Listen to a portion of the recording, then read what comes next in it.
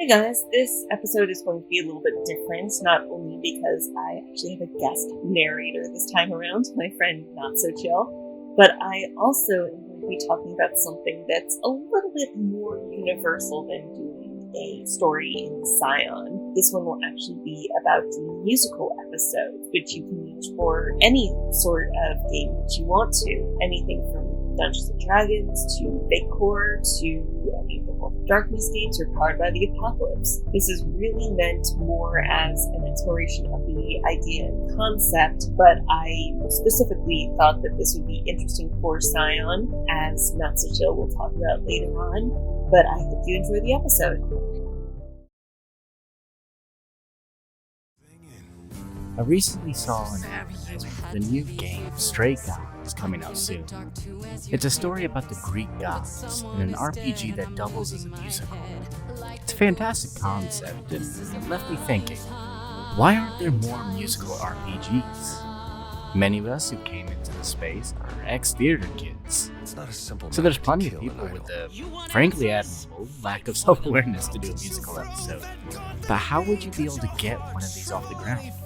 How would you get people interested? Most importantly, how would you pull this off?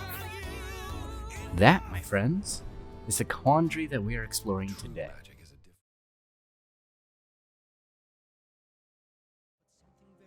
Why do a musical episode? Because it's fun.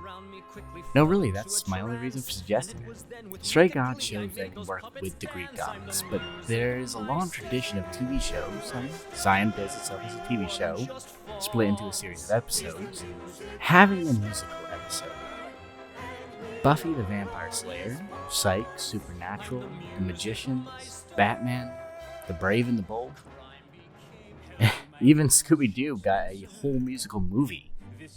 It's a fun way to let off steam and laugh at one another for doing the most over-the-top, melodramatic impressions.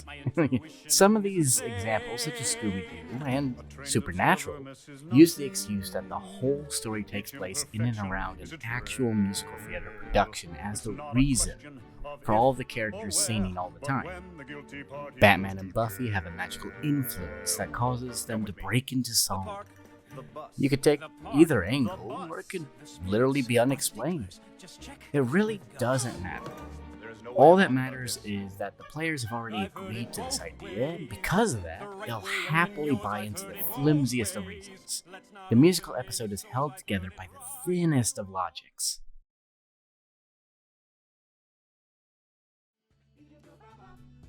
There are two types of musicals, generally speaking. One is the Jukebox musical, which takes already written songs and uses them to express the feelings and the emotions of the characters. Think Rock of Ages and Mamma Mia. The pros to the style is that you don't have to sell people on the music. They already know and like the songs. The cons is that sometimes the songs are written for the characters. The details can be a bit inspecific, and this leads to songs either being too broad, or their characters having to be laboriously reworked to fit the songs.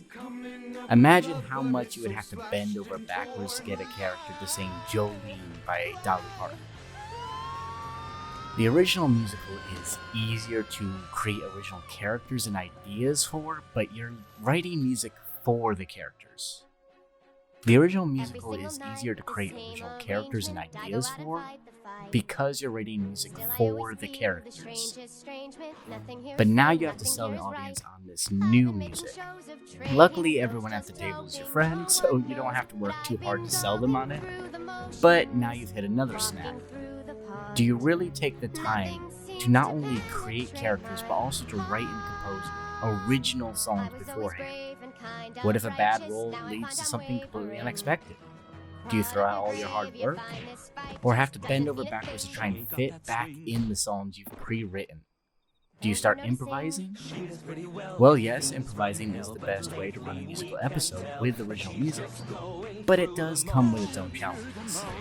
Unless you've got that friend who not only knows how to play music, can improvise, and have a collection of master improvisers as your players, who can rhyme, structure, and sing on the fly, improvisation is a hard route to go down, but it's not impossible.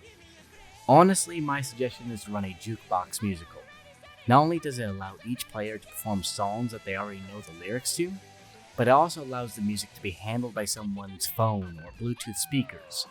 I would recommend trying to find the karaoke versions of songs, whenever someone decides to sing, but that's not always possible, and some people feel more confident with the original recording to cheat off of. This style also allows players and the story guide to select songs on the fly. Whenever there is a dramatic moment, it's time for a song. But now, let's talk about those dramatic moments. A lot of people are going to feel uncomfortable and like they're taking up too much attention by breaking into song every few minutes, especially solo numbers. So here's my advice as a story guide for what you should ask people to sing for. An introduction song. This can be a group song or each person individually can choose one. A villain song, which you as a story guide will sing. Intimate moments, such as friends commiserating after a battle, a tender romantic moment, a mother and son reconnecting, etc. A fight song at the start of the battle, and an ending song for the end of the act, or session as it's called. To get people more in the mood, ask the players for their introduction pieces ahead of time, and have your villain song and the fight song queued up as well. As you ask them to introduce their characters, start playing music, at least the intro. It will help make everyone more comfortable around the table, and they'll be able to get right into their song. You can also encourage people to sing by offering rewards. Actual effort put into a song when attempting to intimidate the hapless police, preventing passage through an area, could give a bonus to your roll. While a song during a confession of love could give a bonus to the lovers next time there's some action made to help one another. When there's an appropriate moment for a song, ask the players if they would like to perform one. They can agree, and if they do, ask them which song they'd like to perform. You are not only the story guide, but the DJ in a musical episode, so be prepared for anything. Let them have a moment to pull up the lyrics if they need them. This is supposed to be fun, not a struggle. I would also recommend only allowing each person to sing one verse and one chorus, max. Other players get antsy running around 3 to 4 minutes without anything to do. The other rule you could introduce instead is that the soloist only gets a verse and a chorus, or some other section, such as the bridge or the final chorus, and everyone else is allowed to join in if they know the words for the rest of the song. Allow people to have their time to be center stage, but this is a collaborative game, and this is a goofy little side quest. Why make it boring for everyone else?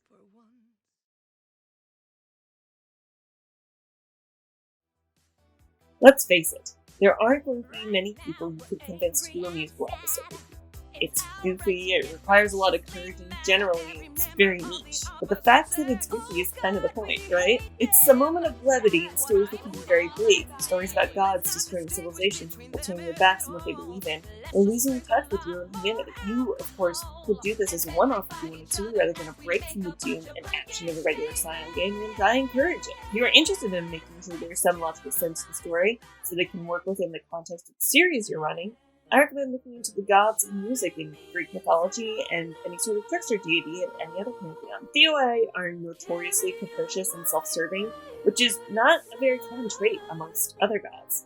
The Muses or Apollo might put down a spell or song on a band, but only tricksters from most other pantheons would do something so inane. But it's fun and not something that everyone under the sun has tried before, so get out there and make them laugh.